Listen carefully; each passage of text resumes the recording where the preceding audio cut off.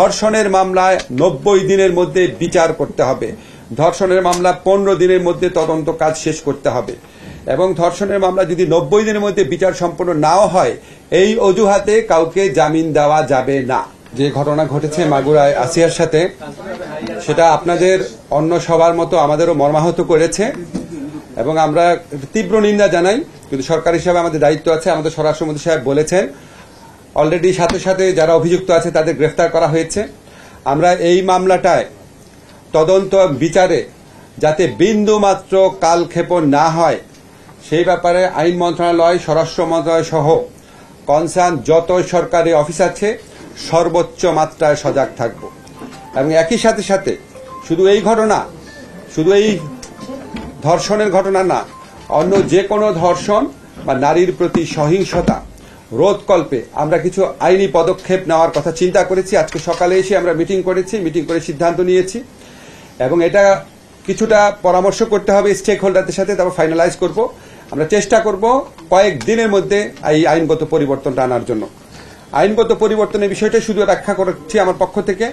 একটা হচ্ছে আমরা দেখতাম নারীর প্রতি সহিংসতা বা নারীর প্রতি নির্যাতন, রেপের মতো কেসে ইনভেস্টিগেশন যে অফিসার ছিলেন, ইনভেস্টিগেশন অফিসার যখন 30 দিনের মধ্যে তদন্ত কাজ সম্পন্ন করতে না পারলে ওনাকে চেঞ্জ করে আরেকজনকে দেওয়া হতো, আরেকজন না পারলে তাকে চেঞ্জ করে আরেকজনকে দেওয়া হতো। এরকম ভাবে অনেকবার তদন্তকারী কর্মকর্তা পরিবর্তিত হতো, মামলার বিচার করতে অনেক দেরি হয়ে যেত।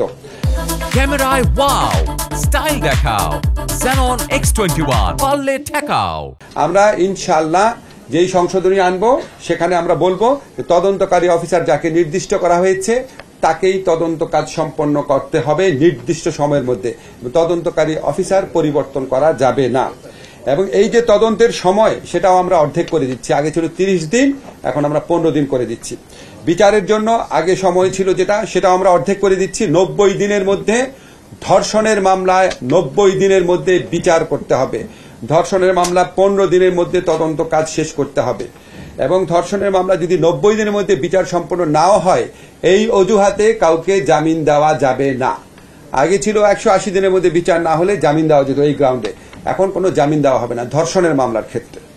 এছাড়া আমরা ধর্ষণের মামলার ক্ষেত্রে বিচারের ক্ষেত্রে যদি কোনো রকম গাফলতি থাকে তার ব্যাপারে ডিপার্টমেন্টাল অ্যাকশন নেওয়ার পদক্ষেপ সুনির্দিষ্ট বিধান আমরা আইনে সংযোজন করব। এছাড়া আমরা ধর্ষণের মামলার ক্ষেত্রে একটা সমস্যা হতো যে আপনারা জানেন যে ডিএনএ সার্টিফিকেট লাগতো। তা আমাদের দেশে সমস্ত অঞ্চলে ডিএনএ সার্টিফিকেট নেওয়ার সিস্টেম নাই, সুবিধাটা নাই। ফলে এই ডিএনএ সার্টিফিকেট নেওয়ার জন্য শুধু যে ভিকটিম তার না, অ্যাকিউজ যে পার্সন আসামি তারও ডিএনএ একটা ফরেন্সিক রিপোর্ট লাগতো। এই ডিএনএ ফরেন্সিক রিপোর্ট করার সুযোগ সুবিধা অত্যন্ত অপ্রতুল, এই জন্য ধর্ষণের মামলার বিচার অনেক দেরি হয়ে যেত।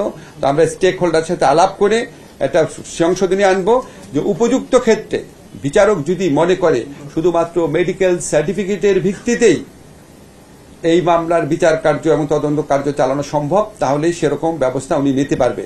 আপনারা মাগুরের ঘটনা যদি দেখেন, মাগুরার ঘটনার মতো ক্ষেত্রে এরকম আরো অনেক ঘটনা ঘটতে পারে যেখানে আসামিরা হাতে নাতে ধরা পড়ে, সেখানে আমরা ডিএনএ সার্টিফিকেট পাওয়ার জন্য সময়ক্ষেপণ রোধ করার কল্পে এই পরিবর্তনটা আনার চিন্তা করছি।